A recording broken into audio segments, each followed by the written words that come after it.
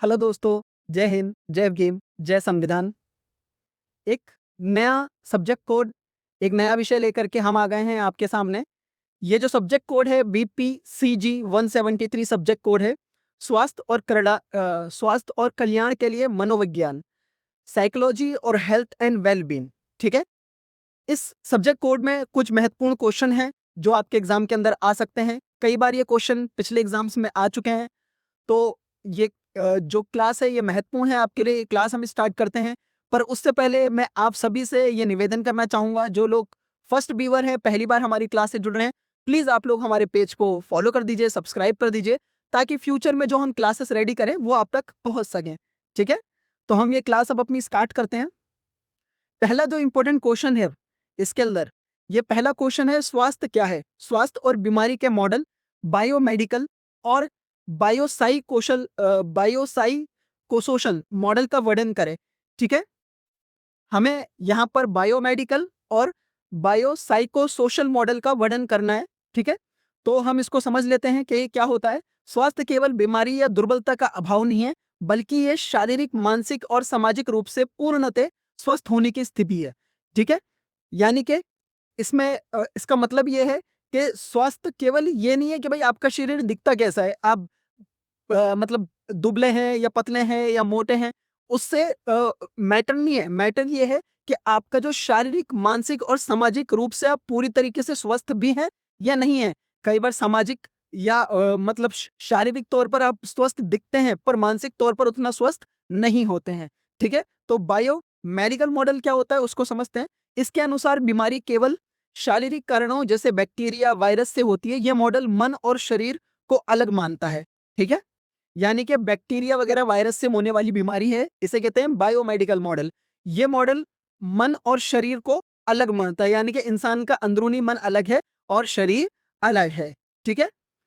अब इसमें हम इसका दूसरा जो पॉइंट है, बायोसाइको बायोसाइको सोशल मॉडल, इसको हम समझ लेते हैं। ये आधुनिक दृष्टिकोण है। इसके अनुसार स्वास्थ्य और बीमारी जैविक, मनोवैज्ञानिक, सोचने का तरीका और सामाजिक कारकों, वातावरण, आर्थिक स्थिति के आपसी प्रभाव से तय होती है। यानी कि कैसा वातावरण है आपका, या आप कैसे मतलब किस तरीके का मन में सोच रखते हैं, ख्याल रखते हैं, या आपकी आर्थिक स्थिति कैसे चल रही है, उससे ये बीमारी हो सकती है या हो जाती है। ठीक है। कई बार ऐसा होता है भाई, वातावरण हमारा ऐसा होता है, मान लीजिए कि भाई बहुत ज्यादा काम में हम स्ट्रेस लेने लगते हैं, बहुत ज्यादा हम चीजों को सोचने लगते हैं, तो उससे ये जो बीमारी है बायोसाइको सोशल मॉडल, इस तरीके की बीमारियां हमारे शरीर के अंदर उत्पन्न हो सकती हैं। ठीक है। अब हम जैसे दूसरे क्वेश्चन पे आ जाते हैं, जिसमें सीधा सीधा सिंपल है, तनाव। स्ट्रेस क्या है? तनाव प्रवणता, स्ट्रेस प्रोनेंस में योगदान देने वाले कारकों का वर्णन करें। ठीक है। तनाव में जो चीजें ज्यादा स्ट्रेस में योगदान करती हैं उसके बारे में हमें बताना है। तो तनाव में क्या चीजें योगदान करती हैं वो हमें समझना है। तनाव किसी भी ऐसी बाहरी या आंतरिक परिस्थिति के प्रति शरीर और मन की प्रतिक्रिया है जो व्यक्ति को अपनी क्षमता से अधिक चुनौतीपूर्ण लगती है। ठीक है। तनाव क्या है? तनाव वह चीज है जिसमें इंसान को अपनी श्रम, जो उसकी क्षमता है, उससे अधिक चुनौतीपूर्ण चीजें लगने लगती हैं, है ना। और वो अपने मन की प्रतिक्रिया है, मन में ये ख्याल आते हैं कि भाई ये मेरे लिए बहुत चुनौतीपूर्ण होने वाला है। उससे क्या होता है, इंसान को तनाव होने लगता है, स्ट्रेस होने लगता है। अब इसके कारक समझ लेते हैं। तनाव प्रवणता के कारक क्या हैं? कुछ लोग तनाव के प्रति अधिक संवेदनशील होते हैं, जिसके मुख्य कारण हैं। ठीक है। पहला है टाइप ए व्यक्तित्व। जिन लोगों का टाइप ए व्यक्तित्व होता है वो स्ट्रेस में जल्दी आ जाते हैं, तनाव में जल्दी आ जाते हैं।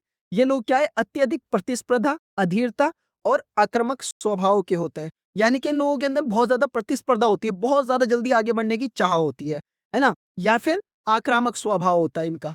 ठीक है। मतलब थोड़ा जैसे होता है ना, इंसान बहुत ज्यादा कोई भी चीज है उसके ऊपर लपक के झपक के एकदम चाहता है कि ये चीज मैं हासिल कर लूं या पा लूं, तो वो भी एक तरीके से क्या है, तनाव उससे बन जाता है। ये इस तरीके के लोग जो होते हैं वो टाइप ए वाले होते हैं, टाइप ए। ठीक है। दूसरे इसमें देख लेते हैं, अपेक्षाएं और नकारात्मक सोच भी एक वजह हो सकती है। खुद से बहुत ऊंची अवास्तविक अपेक्षाएं रखना। अगर आप अपने आप से बहुत ज्यादा ऊंची ऊंची मतलब कि अपेक्षाएं रखने लगेंगे, तो आप किसके अंदर आ जाएंगे, तनाव के अंदर आ जाएंगे फिर, क्योंकि वो होने वाली है नहीं, क्योंकि आपने बहुत ज्यादा ही दूर का सोच लिया है। तो वो उससे क्या होता है, तनाव हो सकता है उससे। तीसरा पॉइंट यह है सामाजिक समर्थन का अभाव। संकट के समय परिवार या दोस्तों का साथ ना मिलना। अगर संकट के समय आपको अपने फैमिली का, अपने परिवार का साथ नहीं मिल पाता है तो वो भी एक तनाव का, स्ट्रेस का कारण बनता है। तनाव प्रबंधन की तकनीकें क्या है? ध्यान और माइंडफुलनेस के लाभ बताएं। ध्यान करने का और माइंडफुलनेस, माइंडफुलनेस सचेतनता के लाभ बताने हैं इसके अंदर। ठीक है, इसकी तनाव के लिए भाई प्रबंधन क्या होनी चाहिए, क्या तैयारियां होनी चाहिए, उसके लिए क्वेश्चन है। अब इसमें देखिए हम समझ लेते हैं। तनाव को कम करने और नियंत्रित करने के लिए विभिन्न मनोवैज्ञानिक और शारीरिक तकनीकों का उपयोग किया जाता है। ठीक है, अब ये तकनीकें क्या है उस पर हम समझ लेते हैं। सबसे पहला आता है इसमें मेडिटेशन, ध्यान। ये मन को शांत करने और ध्यान केंद्रित करने की प्रक्रिया है जो कोर्टिसोल, तनाव हार्मोन को कम करती है। ठीक है, ध्यान देखिए, आप देखते होंगे लोग योग करते हैं, ध्यान करते हैं तो उससे तनाव कम होता है। माइंडफुलनेस क्या होती है? वर्तमान क्षण में बिना किसी पूर्वाग्रह के पूरी जागरूकता के साथ जीने का अभ्यास है। यह तनाव, चिंता और नकारात्मक विचारों को कम करने में अत्यधिक प्रभावी है। मतलब जो लोग ये सोचते हैं ना कि भाई मुझे आज में जीना है, मुझे कल की नहीं सोचनी, या जो पुराना बीत गया उसको नहीं सोचना है, ज्यादा अपने ऊपर हावी नहीं करना है, वो लोग तनाव से छुटकारा पा सकते हैं और उनके जीवन में तनाव कम होता है। कोपिंग क्या है इसके बारे में समझेंगे। इसके विभिन्न प्रकारों, समस्या केंद्रित और भावना केंद्रित के बीच अंतर करें। ठीक है, कोपिंग उन संज्ञानात्मक और व्यवहारिक प्रयासों को कहते हैं जो व्यक्ति तनावपूर्ण परिस्थितियों के प्रभाव को कम करने के लिए करता है। ठीक है, पहला है इसमें तनावपूर्ण स्थितियों को कम करने के लिए करे जाने वाला जो काम है वो कोपिंग कहलाता है, यानी कि सामना करना, फ्रंट से लीड करना। समस्या केंद्रित कोपिंग, प्रॉब्लम फोकस करना है पहले। इसमें व्यक्ति तनाव के मूल कारण को खत्म करने या बदलने का प्रयास करता है, जैसे परीक्षा की तैयारी करना। ठीक है, अब अगर आपको कोई स्ट्रेस नहीं चाहिए, अगर आपको अ, अपनी लाइफ के अंदर इश्यूज नहीं चाहिए, प्रॉब्लम नहीं चाहिए, बाद में उन चीजों को आपके दिमाग को वो झकझोरे ही नहीं, उसके लिए क्या है, उसके लिए तैयारी करनी पड़ती है। जैसे हम एग्जाम के लिए भी तैयारी करते हैं पहले से, वरना वहां जाकर के क्या होगा, हम बैठे रहेंगे और तनाव में जाते रहेंगे, हमारा जो दिमाग है वो स्ट्रेस में डूब जाएगा, है ना। भावना केंद्रित कोपिंग, इमोशन फोकस कोपिंग क्या होती है? इसमें तनाव से जुड़ी नकारात्मक भावनाओं को कम करने या नियंत्रित करने का प्रयास किया जाता है, जैसे ध्यान करना, किसी दोस्त से बात करके मन हल्का करना। कई बार ये होता है कि जब हमारे लाइफ के अंदर कुछ प्रॉब्लम आती है, कुछ चीज़ों में प्रॉब्लम हमें लगती है, हम किसी से नहीं कह पाते हैं, तो उसमें हम ढूंढते हैं एक सहारा, एक हमारा कंधा, जो कि हमारा दोस्त का कंधा होता है। ठीक है, उससे भी हमारा स्ट्रेस कम होता है। मनोदेहिक बीमारियां, साइकोसोमैटिक इलनेस क्या है, संक्षेप में वर्णन करें। अब ये देखिए, ये जो बीमारियां हैं, मनोदेहिक बीमारियां क्या होती हैं उसके बारे में हमें जानना है। मनोदेहिक बीमारियां वे शारीरिक बीमारियां हैं, लक्षण हैं जो मनोवैज्ञानिक कारकों जैसे लंबे समय तक तनाव, चिंता या दबे हुए संवेग के कारण उत्पन्न या बढ़ती है। ठीक है, ये बीमारियां कैसे होती हैं? अगर किसी को तनाव है, चिंता है, या भाई उसके अंदर मन के अंदर दबे हुए कुछ चीजें हैं, तो उसकी वजह से ये बनती है बीमारियां जो कहलाती है मनोदैहिक बीमारियां। उदाहरण के लिए अत्यधिक तनाव से हाई ब्लड प्रेशर, पेट के अल्सर या अस्थमा का दौरा पड़ना मन और शरीर की गहराई से जुड़े होते हैं, इसलिए मानसिक तनाव शारीरिक स्वास्थ्य को प्रभावित कर सकता है। ये जो आपका मानसिक तनाव है, ये सिर्फ स्ट्रेस, ये मत सोचिए आपके दिमाग के अंदर चीजें चल रही हैं और ये मतलब दिमाग के अंदर ही रहेंगी, ये आपकी बॉडी पे इस तरीके से इफेक्ट करती हैं। इससे क्या होता है, हाई ब्लड प्रेशर की बीमारी आपको लग सकती है, या पेट के अल्सर भी हो सकते हैं, अस्थमा का प्रॉब्लम हो सकता है। तो ये जो तनाव है ना, ये बहुत बड़ी बीमारी है, छोटी-मोटी चीज़ नहीं है, इसको हल्के में मत लीजिए। ये बहुत ज़्यादा प्रॉब्लम क्रिएट कर सकती है आपकी लाइफ के अंदर। मोटापे, ओबेसिटी और कुपोषण से संबंधित स्वास्थ्य समस्याओं का वर्णन करें।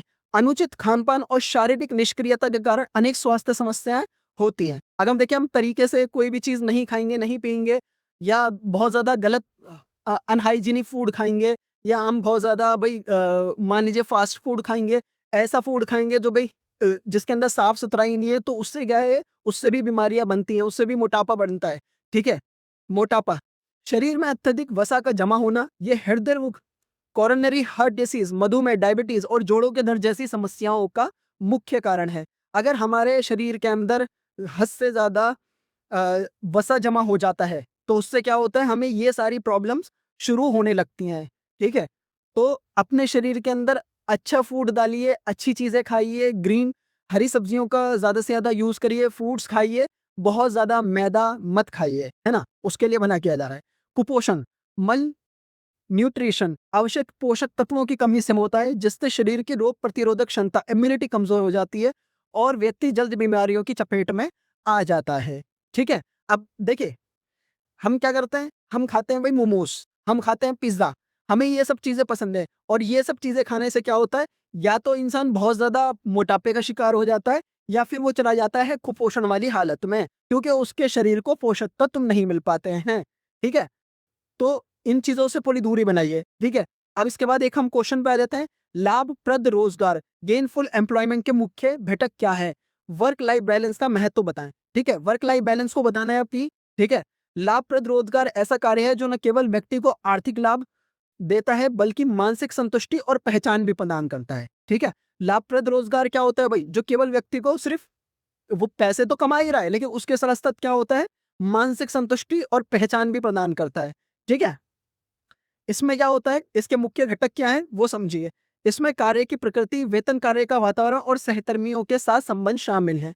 ठीक है, आप कहीं पे भी काम करते हैं, आपका एनवायरनमेंट कैसा है वो भी मैटर करता है आपकी हेल्थ के ऊपर। ठीक है, कि भाई और आपको वहां से कोई स्ट्रेस तो नहीं हो रहा है, आप काम कर रहे हो उसके बाद भी आपकी सैलरी डिले हो रही है, आपको मतलब कि इंक्रीमेंट नहीं मिल पा रहा, उससे भी बहुत ज्यादा माइंड के ऊपर स्ट्रेस बनता है।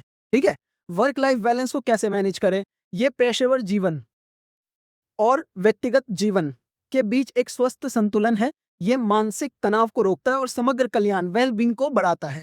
ठीक है, अब ऐसा नहीं है कि भाई आप नौकरी करने लगे, काम करने लगे तो पूरा टाइम काम को दे दिया, नहीं, अपने लिए भी वक्त निकालना बहुत जरूरी है, अपने लिए भी टाइम निकालना बहुत जरूरी है, अपने लाइफस्टाइल को देखना भी बहुत जरूरी है।